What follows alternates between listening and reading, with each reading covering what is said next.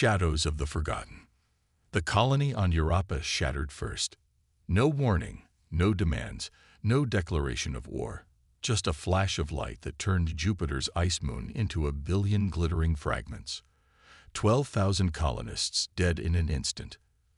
People across the solar system watched in horror as the feed cut to static, followed by the panicked communications from neighboring settlements.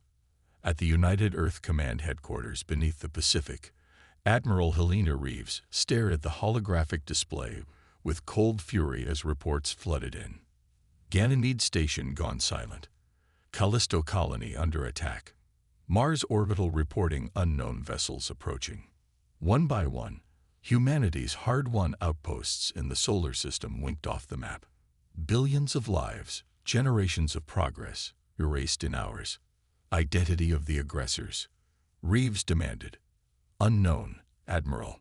They've never been seen before. The few images we've received show biomechanical ships, almost insectoid.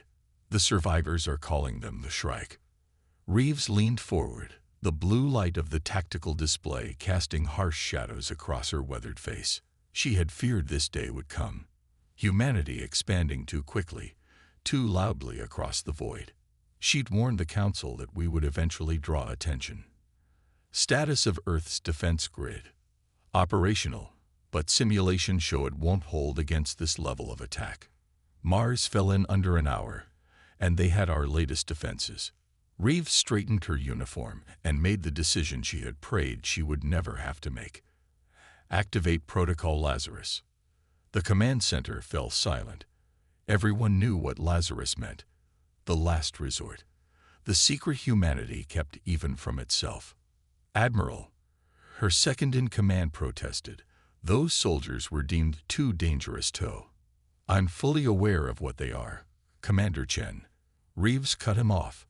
And I'm even more aware of what happens if we don't wake them. Send the activation codes and contact Commander Vance. She's the only one they'll listen to.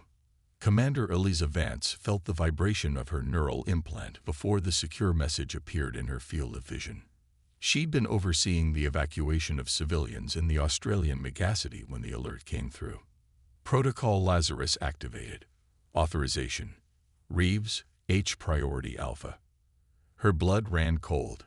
20 years she'd spent as handler to the sleeping giants, monitoring their cryostasis, reviewing their psychological profiles, ready for a day she hoped would never come. Now Earth stood on the brink, and she had been called to unleash monsters. The facility was buried beneath the Antarctic ice sheet, reachable only by a series of secure transporters.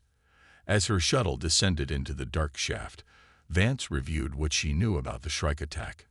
9 colonies destroyed. Earth's outer defense rings breached. The lunar cities evacuating. The extermination of humanity had begun, and conventional forces were failing to stop it. The shuttle doors opened to a cavernous chamber carved from the ancient ice, bathed in the soft blue glow of cryostasis pods lining the walls. Technicians moved with practiced precision, initiating revival sequences as Vance stepped onto the floor. Status report, she demanded. Dr. Hiroshi, the facility's chief medical officer, approached with a tablet. Revival protocols initiated for all 50 Titans. First wave will be conscious within the hour. They'll be combat-ready by nightfall. Vance nodded, walking down the line of pods. Each contained a soldier unlike any other, the products of genetic engineering and neural enhancement programs banned by the Geneva Conventions of 2089. Super soldiers created for wars fought in the shadow of history, then put on ice when the world realized what they had made was too effective, too lethal, too independent to control. She stopped at the first pod as its frosted surface cleared, revealing the face of a man who looked no older than 40 despite being over a century old. His eyes snapped open suddenly, piercing blue and terrifyingly alert for someone emerging from decades of suspended animation. Colonel Thaddeus, Vance said, keeping her voice steady. Welcome back to the land of the living. Thaddeus focused on her face, recognition dawning. Commander Vance, you've aged. His voice was hoarse from disuse, but still carried the natural authority that made him legendary. I assume if we're being woken, the situation is dire. Extinction level. An alien force is systematically destroying our colonies. They'll reach Earth within days. Thaddeus nodded, the hint of a grim smile touching his lips. Always figured it would be something like this. He sat up slowly, muscles tensing as the cryostasis drugs cleared his system. The others, waking now. All 50 Titans. 50. He raised an eyebrow. There were 200 of us when they put us under. Vance hesitated. Many didn't survive the long stasis. Some were decommissioned due to psychological instability. Thaddeus said nothing to this, but something cold flickered behind his eyes. He swung his legs over the edge of the pod, standing to his full height of nearly 7 feet. His engineered physique made even the most elite modern soldiers look frail in comparison. Brief me on the enemy while my people wake up. The first battle came sooner than expected. The Shrike forces punched through Earth's outer defenses and established a forward base on the far side of the moon, positioning themselves for the final assault. UEC forces had been unable to dislodge them, losing 3 destroyers in the attempt. Vance stood on the bridge of the UEC flagship Indomitable, watching as the Titans prepared in the launch bay below. They moved with uncanny precision, handling advanced weapon systems with intuitive ease, despite having missed decades of technological development. They learned fast, Admiral Reeves commented, joining her at the viewport. They were designed to, Vance replied. Neural architecture that adapts at 5 times normal human rate. They could wake from cryostasis and pilot a new aircraft within hours. Will they follow orders? Vance's silence answered the question more honestly than words could have. They'll do what needs to be done, she finally said. Thaddeus understands the stakes. Below, the Titans were boarding the assault shuttles, their enhanced bodies encased in the latest battle armor. Each was a specialist in their own right. Some bred for strength, others for speed or tactical genius or endurance. Together, they were the most lethal fighting force humanity had ever produced. Launch in 5 minutes, the ship's AI announced. The assault on the Shrike Moon base was meant to be a surgical strike. Get in, eliminate the command structure, plant quantum charges, get out. UEC strategists gave it a 12% chance of success with conventional forces. With the Titans, they revised that estimate to 58%, still risky, but the best shot they had. What no one anticipated was what actually happened. The Titans didn't just succeed. They devastated the Shrike forces with an efficiency that bordered on artistry. Combat feeds showed them moving through the alien stronghold like ghosts, anticipating tactics, adapting to unknown weapons, exploiting weaknesses in Shrike biology no one had even identified yet. In the command center, officers watched in stunned silence as one Titan, callsign Echo, single-handedly breached the central chamber, moving through gunfire as if it were rain. Another, Delta, hijacked an alien weapons platform and turned it against its creators. And at the center of it all was Thaddeus, coordinating their movements with a battlefield awareness that seemed almost precognitive. When the quantum charges detonated, obliterating the Shrike base in a silent flash of energy, the victory was total. Not a single Titan lost. My God, whispered Admiral Reeves. What have we unleashed? Vance watched the Titan's return shuttles dock with the Indomitable, her expression unreadable. Our salvation, she said, or perhaps something else entirely. In the aftermath of the moon battle, the Shrike forces pulled back to regroup, giving Earth precious days to prepare. The Titans became overnight legends, footage of their impossible feats spreading through the resistance networks, reigniting hope. But as Vance debriefed Thaddeus in the secure chamber aboard the Indomitable, she sensed something beneath his composed exterior. Your team performed beyond expectations, she said, studying his reaction. We always do. Thaddeus examined a holographic display of the solar system, where red markers indicated confirmed Shrike positions. But you're not getting the full picture. Explain. He gestured to the display, expanding the view to show the captured Shrike technology they'd brought back. These aliens, they're not random invaders. They knew exactly where to hit us, how to disable our defenses. And their technology. He tapped one of the biomechanical components. There's human influence in the design. Vance frowned. That's impossible. Is it? Thaddeus fixed her with those unsettling blue eyes. Before they put us on ice, there were rumors about deep space missions. Experimental ships sent out with crews of enhanced individuals like us. Project Harbinger. Those are classified matters, Colonel. And yet I know about them. His smile didn't reach his eyes. The point is, Commander, the Shrike didn't just find Earth. Something, or someone, guided them here. Before Vance could respond, the ship's AI interrupted. Commander, we're detecting a massive energy signature. The Shrike fleet is on the move. Estimated time to Earth orbit. 6 hours.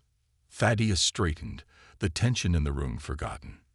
Then we better get ready for a real fight. As he strode from the room, Vance couldn't shake the feeling that the Titans knew more about this enemy than they were letting on. And as Earth prepared for what might be its final battle, she wondered if waking humanity's forgotten warriors had been their salvation, or if they had simply traded one doom for another. The Shrike were coming, and this time they were bringing everything they had. Wrath of the Remembered. The night sky above Earth blazed with the fire of battle. Shrike vessels, massive biomechanical constructs resembling predatory insects, descended through the atmosphere, cutting through clouds as UEC defense platforms desperately fired volley after volley. Orbital stations fell one by one, their debris raining down like shooting stars. In New Geneva, the provisional capital since Old Geneva's destruction, the Emergency Council gathered in the underground command center. Holographic displays projected the desperate situation. Red indicators spreading across the globe as Shrike landing forces established beachheads. Northern Europe is overrun, reported General Santos, her face ashen. The Mediterranean defense line is collapsing. We're looking at total occupation of the Eastern Hemisphere within hours.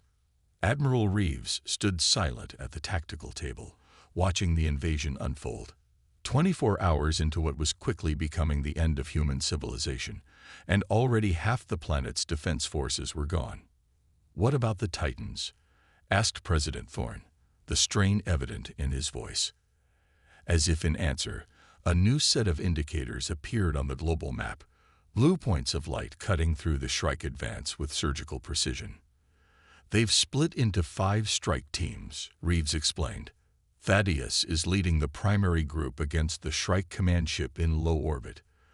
The others are targeting landing zones and command nodes. The room fell silent as footage appeared on the main screen. It showed the Titans in action. Enhanced humans moving with impossible speed and strength through alien forces. Where conventional military units were being slaughtered, the Titans carved paths of destruction. They weren't just soldiers, they were forces of nature.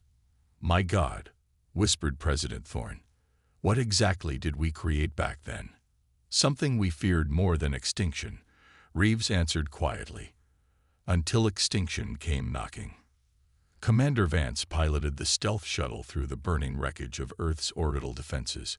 Inside, 20 Titans checked weapons with mechanical precision. Thaddeus's elite team, preparing for what might be a suicide mission. Approach vector locked, Vance announced. The Shrike command vessel is directly ahead. Their shield harmonics are fluctuating from damage sustained in the orbital battle. We have one shot at this. Thaddeus stood behind her, looking at the massive alien flagship, an impossibly complex structure of bone, metal, and some crystalline substance. Its surface rippled with energy discharges as it coordinated the invasion below. You don't need to come with us, Commander, he said. Your skills are better utilized elsewhere. Vance didn't look up from the controls. My orders are to accompany your team and ensure mission compliance. To make sure we don't go rogue, you mean? There was no anger in his voice, just statement of fact. She didn't deny it. They both knew the Titans were regarded with as much fear as hope by UEC leadership, weapons that might turn on their wielders. 2 minutes to insertion point, she announced instead. The shuttle darted through a field of debris, its stealth systems straining to mask their approach. On the tactical display, Vance could see the other Titan teams engaging across Earth's surface, each a bright flickering light amid the spreading darkness of Shrike control. "You should know," Thaddeus said quietly, "that I remember everything about Project Harbinger." Vance's hand stilled momentarily on the controls.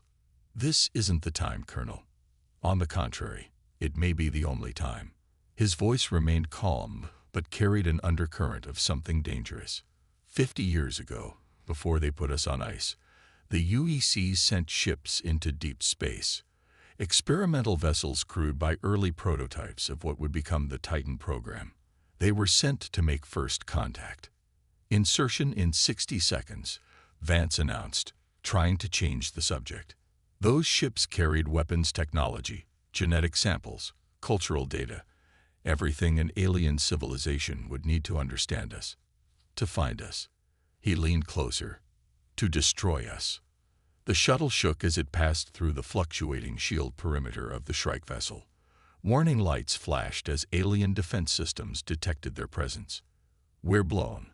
Brace for impact," Vance shouted, but Thaddeus seemed unnaturally calm. "The Shrike aren't random invaders, Commander. They're what happens when humanity's darkest experiments are discovered by something older and hungrier than ourselves."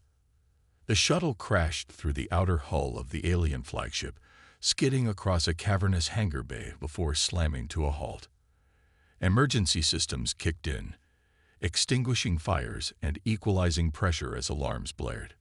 "Move out," Thaddeus ordered, and the Titans surged from the damaged craft, with weapons ready.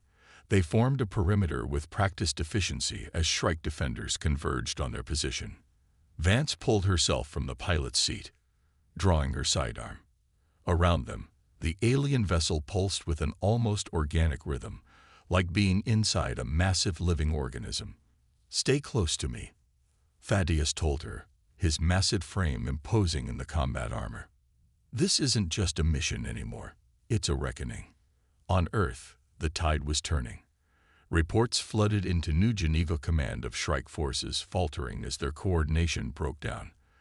The Titan strike teams had successfully neutralized 3 primary control nodes, and UEC forces were rallying to reclaim lost territory. "It's working," General Santos announced, a hint of hope in her voice for the first time. "The Shrike command structure is hierarchical. Take out the leadership, and the rest become disorganized."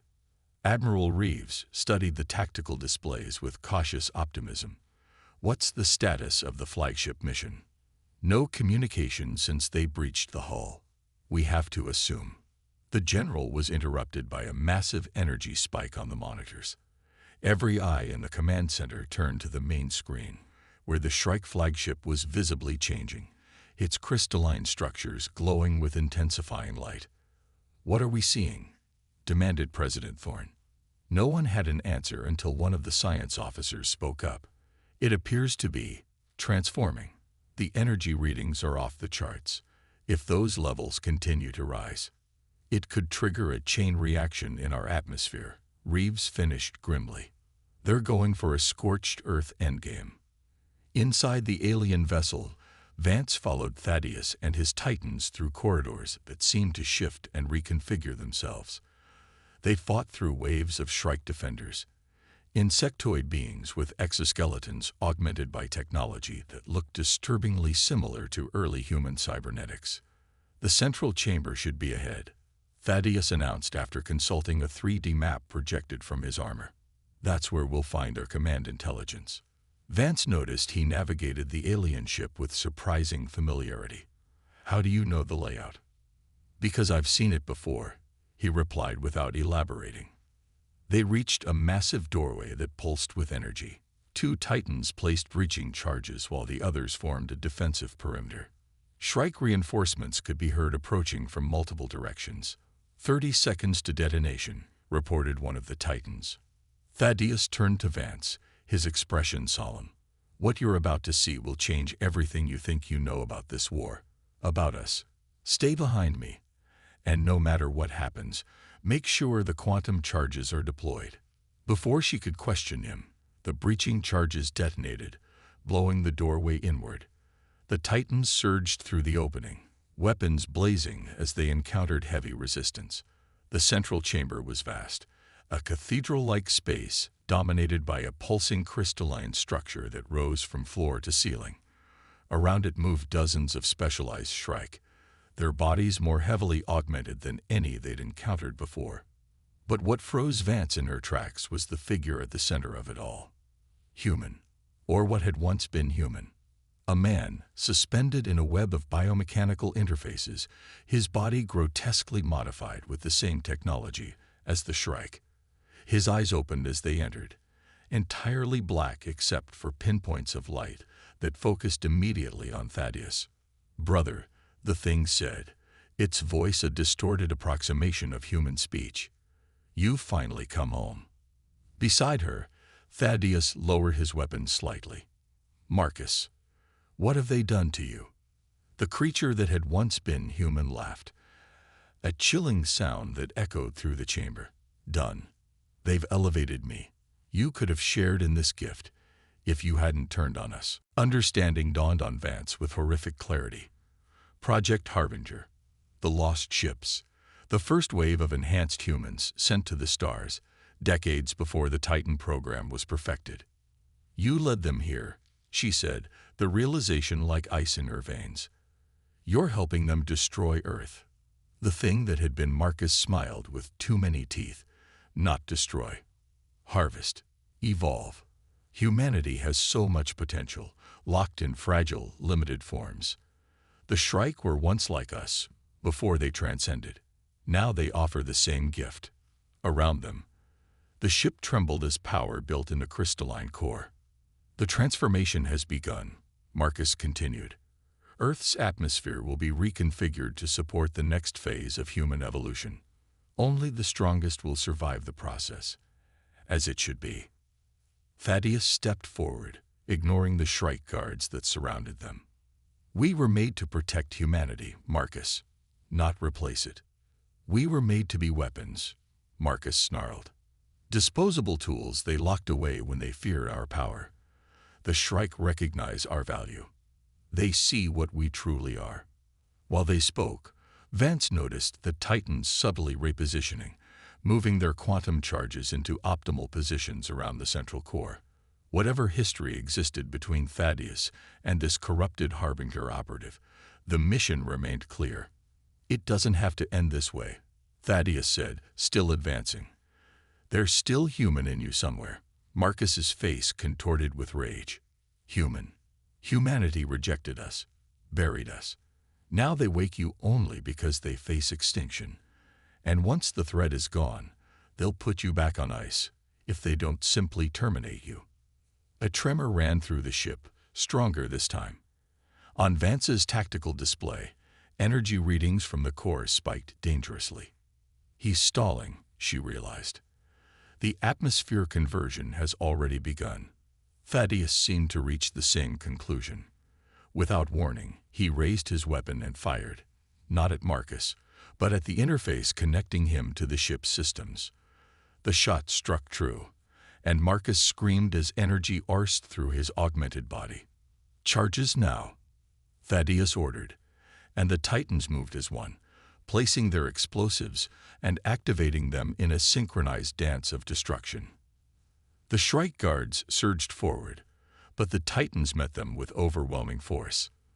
Vance found herself fighting alongside enhanced soldiers who moved too fast for the eye to follow, their augmented strength tearing through alien defenses. At the center of the chaos, Thaddeus confronted his former brother. "I'm sorry it came to this," he said, genuine regret in his voice. Marcus, partially disconnected from the ship but still deadly, lashed out with biomechanical appendages. "You're still a slave to them. You could have been a god." Their battle became a blur of motion. Two enhanced humans pushed beyond normal limits, fighting with a fury that demolished everything in their path. But even as they fought, The quantum charges counted down, and the ship's transformation sequence continued unabated. Vance cleared a path to the exit, coordinating the Titan's retreat. "Colonel, we need to evacuate now." Thaddeus glanced at her, then back at Marcus, making a decision. "Get them out," he ordered. "All of them." "What about you?" "Someone needs to make sure these charges detonate properly." He blocked a vicious strike from Marcus. "The ship's core is already destabilizing. If it doesn't go down right, the chain reaction could still destroy Earth's atmosphere." Vance understood what he wasn't saying. The charges needed to be recalibrated manually, a suicide mission. "There has to be another way," she insisted. Thaddeus smiled, a real smile this time, not the cold expression she was accustomed to. "There isn't. But tell them, tell Earth, we kept our promise. In the end, we protected humanity." With that, he threw himself back into the fight, driving Marcus away from the escape route. Vance had no choice but to lead the remaining Titans in retreat, fighting their way back through the alien vessel as it began to tear itself apart. From the command center in New Geneva, they watched as the Shrike flagship erupted in a silent explosion that briefly outshone the sun. The quantum detonation created a localized space-time anomaly that collapsed in on itself, pulling the remains of the vessel into oblivion. All across Earth, the Shrike forces fell into disarray. Without their central command intelligence, they reverted to basic programming. Still dangerous, but no longer coordinated. The remaining Titan teams, working alongside conventional forces, began the slow, brutal work of reclaiming their world. 1 week later, Commander Vance stood before the Emergency Council, delivering her final report on Operation Lazarus. "The last Shrike stronghold was neutralized yesterday. Earth is secure, though the damage to our infrastructure and population centers is extensive." Admiral Reeves nodded gravely. "And the Titans? The surviving 43 have been instrumental in the cleanup operations. They'd followed every order, saved countless civilians." Vance paused. "They're heroes, Admiral. Their weapons countered General Santos. Dangerous ones. The crisis is over. Protocols dictate they should be returned to stasis." Vance had anticipated this. "With respect, General, the crisis is far from over. The Shrike were just one threat. Their defeated forces are still transmitting data to somewhere deep in space. We've bought time, nothing more." President Thorne leaned forward. "What are you suggesting, Commander?" "The Titans have requested permission to take the fight to the enemy, to locate the Shrike homeworld using the data we've captured, and ensure this never happens again." Vance straightened her shoulders. "And I'm requesting permission to lead them." Murmurs filled the chamber as council members debated among themselves. Reeves studied her with calculating eyes. "You understand what you're asking. These are beings we've feared for a century, giving them a ship, autonomy. They gave everything to save us," Vance replied. "Thaddeus could have joined the Harbinger faction, could have ruled alongside the Shrike. Instead, he sacrificed himself to give humanity another chance." Her voice grew passionate. "We create these warriors, use them when convenient, then lock them away out of fear. Perhaps it's time we trusted them instead." The debate raged for hours, but eventually, a consensus emerged. Project Vanguard was approved, a deep space mission led by the remaining Titans, with Commander Vance as their UEC liaison. Their mandate: seek out the source of the Shrike threat and neutralize it before it could return to finish what it started. 6 months later, Vance stood on the observation deck of the UEC vessel Prometheus, watching Earth shrink in the distance. Around her, the Titans prepared for the long journey ahead. No longer weapons to be feared, but humanity's first line of defense against a universe that had proven far more dangerous than anyone imagined. One of the Titans, Echo, a woman whose enhanced speed had saved countless lives during the Shrike invasion, joined her at the viewport. "Having second thoughts, Commander." Vance shook her head, wondering what we'll find out there, wondering if Thaddeus knew all along. Echo was silent for a moment before responding. He used to tell us that humanity's greatest strength wasn't technology or numbers, or even our enhanced abilities.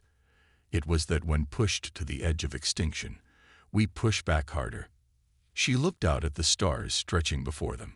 The Shrike thought they were waking easy prey when they bombed our colonies. Instead, they woke the giants. Vance smiled at the apt description. Earth had indeed been slumbering, complacent in its expansion across the solar system.